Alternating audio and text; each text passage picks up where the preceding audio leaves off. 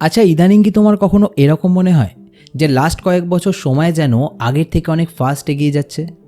মানে দিন, মাস, বছর তো এগিয়ে যাচ্ছে, কিন্তু আমাদের লাইফে বিভিন্ন ব্যাপারে প্রোগ্রেস সেই তুলনায় এগোচ্ছে না। আমরা যেন একই জায়গায় স্টাক হয়ে রয়েছি। তোমারও যদি এরকম জিনিস ফিল হয়ে থাকে, তাহলে আজকের ভিডিওটা তোমার জন্য। আজকের ভিডিওতে তুমি আর আমি মিলে এই ব্যাপারটাকেই একটু ডিপলি অ্যানালাইজ করার চেষ্টা করব।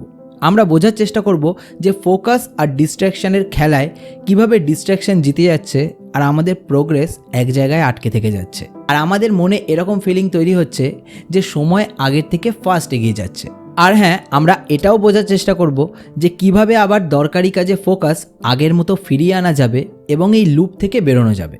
কারণ আমরা আমাদের অজান্তেই আমাদের জীবনের একটা গোল্ডেন টাইম মিস করে যাচ্ছি, যে সময় বেশিরভাগ মানুষ ডিস্ট্র্যাকশনের মায়াজালে জড়িয়ে রয়েছে, এবং এটাই বেস্ট আর ইজি টাইম দরকারি জায়গায় ফোকাস করে খুব তাড়াতাড়ি সাকসেস অ্যাচিভ করার। সবার আগে এটা বোঝার চেষ্টা করা যাক যে কেন আমাদের মনে হচ্ছে যে লাস্ট কয়েক বছর ধরে সময় আগের থেকে ফাস্ট পেরিয়ে যাচ্ছে। আর এই কোশ্চেনটা শুধু তোমার মনেই নয়, আমার মনেও একই কোশ্চেন বারবার এসছে। আর আমি যখন এই কোশ্চেনটা নিয়ে একটু ডিপলি রিসার্চ করতে বসি, তখন দেখি শুধু আমার মনে নয়, এই একই কোশ্চেন আরও বহু মানুষের মনেই বাসা বেঁধেছে। তো এর কারণ কি? এর মেন কারণ হচ্ছে লাস্ট কয়েক বছরে আমাদের লাইফস্টাইলের প্যাটার্নে পরিবর্তন। একটু খেয়াল করলে বুঝতে পারবে, লাস্ট কয়েক বছর আমাদের লাইফ অনেকটাই অটো পাইলটে চলছে। আমরা সেম টাইপের রুটিনের একটা লুপে আটকে রয়েছি।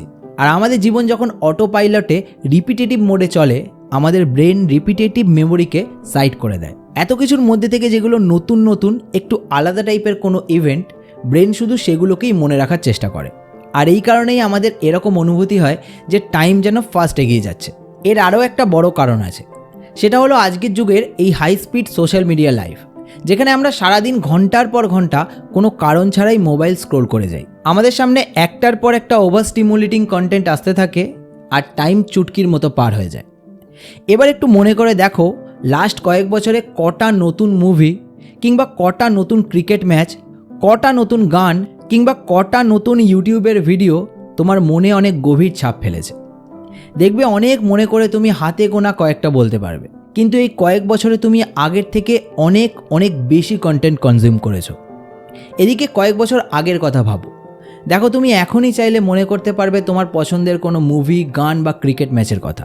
এর কারণ হলো আমরা এখন এত বেশি পরিমাণে ওভার স্টিমুলেটিং কন্টেন্ট কনজিউম করি যে আমাদের মেমোরি এত জিনিসকে মনে রাখতে চায় না। একটু খেয়াল করলে বোঝা যাবে যে আমাদের কোনো কিছু আর সার্চ করে দেখার টেন্ডেন্সিটাই কমে গেছে। আমাদের সামনে যা দেখানো হয় আমরা সেটা অটো পাইলট মোডে দেখতে থাকি। আমরা ভালো কোনো কন্টেন্ট আসবে তার জন্য এক্সাইটেড হয়ে ওয়েট করাটাই ভুলে গেছি। কারণ আজকের দিনে এক ক্লিকে আমরা আমাদের পছন্দের হাজারো কন্টেন্ট এই মুহূর্তেই দেখতে পারি। কোনো কিছুর জন্য ওয়েট করা লাগে না। আর এগুলোর সব ইনডাইরেক্ট এফেক্ট আমাদের ফোকাস, অ্যাটেনশন আর প্রোডাক্টিভিটির ওপর পড়ছে। আমাদের অ্যাটেনশন স্প্যান ধীরে ধীরে কমে যাচ্ছে।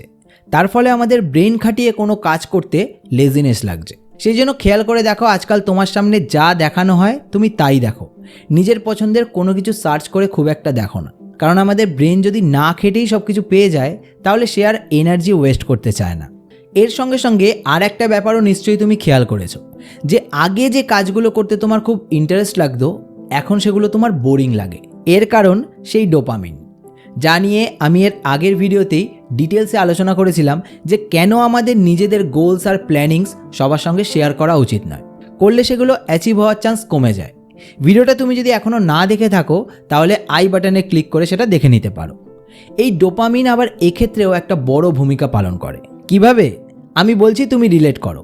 তোমার কিছু স্বপ্ন আছে, তুমি একটা ড্রিম লাইফস্টাইল কাটাতে চাও, তুমি জীবনে হাই লেভেলের সাকসেস অ্যাচিভ করতে চাও। এবার তোমার সামনে একটা সোনার খনি আছে, কি না সোশ্যাল মিডিয়া, যেখানে তুমি সার্চ করলেই তোমার সেই ড্রিম লাইফ কাটাচ্ছে অলরেডি এরকম অনেকের কন্টেন্ট তুমি পেয়ে যাবে। তুমি ক্লিক করে এরকম একটা কন্টেন্ট দেখতে শুরু করলে। তুমি দেখতে চাইলে যে আমি যেরকম স্বপ্নের লাইফ কাটাতে চাই সেটা কেমন হয়। ভালো কথা, কিন্তু তুমি তো ওই একটা কন্টেন্ট দেখে থেমে থাকলে না। একটা শেষ হলো আর একটা দেখতে শুরু করলে, সেটা শেষ হলো, সেই রিলেটেড কোনো মুভি সার্চ করে দেখলে। তারপর 2 ঘন্টার মুভিতেও যখন তোমার মন ভরলো না, সেই রিলেটেড একটা লম্বা ওয়েব সিরিজ সার্চ করে দেখতে শুরু করলে। তার কারণ তুমি যে লাইফটা ভবিষ্যতে বাঁচতে চাও, সেটা সাময়িক ফিলিং তুমি এই মুহূর্তেই বিভিন্ন কন্টেন্ট দেখে পেয়ে যাচ্ছ। তুমি হাসছো, কাঁদছো, মোটিভেট হচ্ছ, হেরে যাচ্ছ, আবার উঠে দাঁড়াচ্ছ এবং শেষে জিতে যাচ্ছ নিজেরই মাইন্ডের লেভেলে। কন্টেন্টের হিরো তখন আর সেই কন্টেন্টের হিরো থাকছে না, তোমার অজান্তেই তুমি নিজে সেই লাইফটা বাঁচতে শুরু করে দিচ্ছ। আর এই সবই হলো ডোপামিনের খেলা। তোমার সাবকনসিয়াস মাইন্ড বুঝতেই পারছে না যেটা রিয়েল নাকি রিয়েল নয়, কারণ সাবকনসিয়াস মাইন্ড শুধু ফিলিং আর ইমোশন বোঝে, সে লজিক বোঝে না।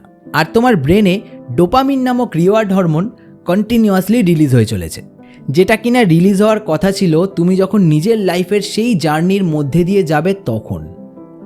কিন্তু সাবকনসিয়াস মাইন্ড তো এখনই সেই ফিলিংটা পেয়ে, সেই ইমোশনটা ফিল করে সেটা রিলিজ করে দিচ্ছে।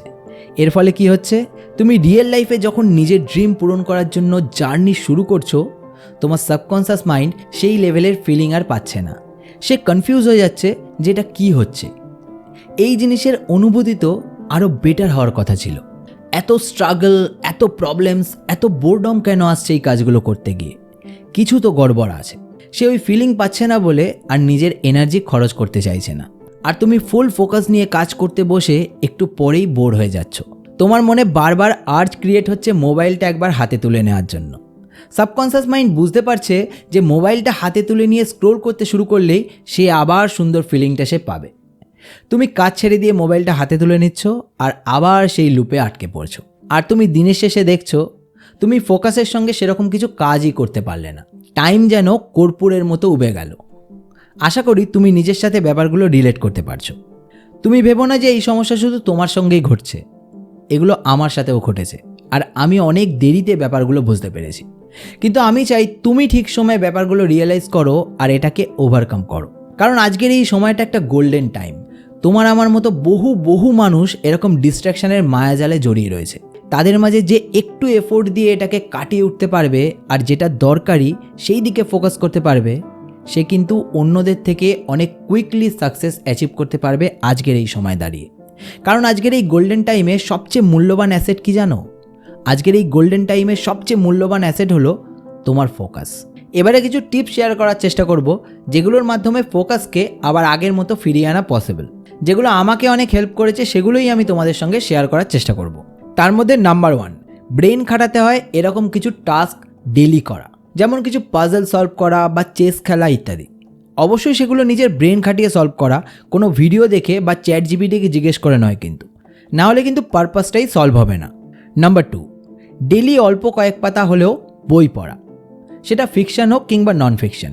আর সে সময় মোবাইলকে একদম সুইচ অফ করে বা সাইলেন্ট করে সাইডে রেখে দেওয়া। নাম্বার 3, যদি সম্ভব হয় ডিজিটাল দুনিয়া থেকে মাঝে মধ্যে ব্রেক নিয়ে 2-1 দিন কোথাও ঘুরে আসা, আর সেখানে গিয়ে মোবাইল একদম ইউজ না করা। Number 4, meditation. প্রতিদিন অল্প সময়ের মেডিটেশন আমাদের মনকে এক জায়গায় ফোকাস করতে অনেক সাহায্য করে। নাম্বার 5, যে লাইফটাকে আমরা বাঁচতে চাইছি সেই লাইফটা অন্যের লাইফ দেখে ডিজিটালি নিজেকে সেই জায়গায় ফিল করার জন্য অত্যধিক মাত্রায় মুভিজ, ওয়েব সিরিজ না দেখে রিয়েল লাইফে সেই জার্নিটা এনজয় করার চেষ্টা করা। নাম্বার 6, লাইফটাকে অটো পাইলট মোড থেকে ম্যানুয়াল মোডে নিয়ে আসার চেষ্টা করা। রেগুলার একই রকম মানে রিপিটেটিভ টাস্ক না করে একটু আলাদা আলাদা টাইপের রুটিন তৈরি করা, যাতে ব্রেন সেই এক্সপিরিয়েন্সগুলোকে মনে রাখে। তাহলে আর টাইম ফাস্ট এগিয়ে যাচ্ছে এটা আমাদের মনে হবে না। এবং নাম্বার 7, ভেরি ইম্পর্ট্যান্ট, প্রত্যেক সপ্তাহের শেষে সারা সপ্তাহটাকে আবার রিভিজিট করা আর দেখা যে আবার সেই আমরা অটো পাইলট মোডেই কাটাচ্ছি না তো।